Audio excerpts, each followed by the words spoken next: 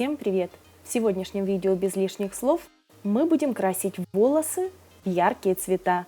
Быстро, легко и очень дешево.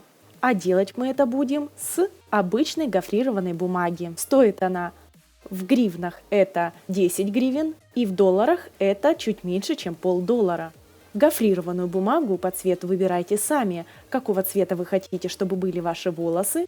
Такую бумагу и берите. Нам понадобится емкость с водой. Температура воды должна быть приблизительно 70 градусов, то есть теплая, ближе к горячей. Берем гофрированную бумагу и отрезаем небольшой кусочек. Этот кусочек погружаем в воду и оставляем в таком положении минут на 15. Ждем, пока вода полностью не прокрасится. По истечению заданного времени видим, что вода приобрела красивый насыщенный цвет. Мы одеваем защитные перчатки, чтобы не покрасились руки и не испортился маникюр.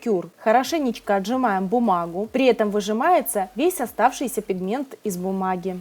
И получаем уже готовую жидкость красивого цвета. Для того, чтобы начать окрашивание, покройте свои плечи или оденьте ненужную одежду, чтобы краска не испачкала и вещи не испортились.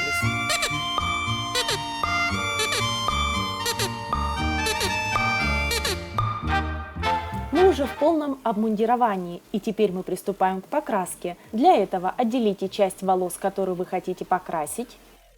Возьмите емкость с подготовленной жидкостью и положите внутрь волосы. Тщательно окунаем все волосы, ту часть, которую хотите покрасить. И в таком положении мы сидим 15-20 минут.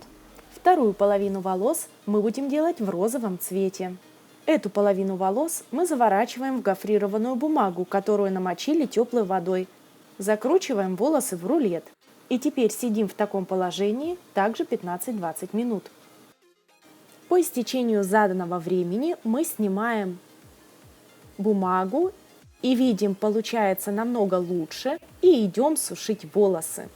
Увидите скоро. В результате получается всеми любимая Харли Квинн. Подписывайся на мой канал, ставь лайки и дизлайки. Главное, поставь колокольчик сверху в углу экрана, чтобы быть в курсе, когда выйдет новое видео.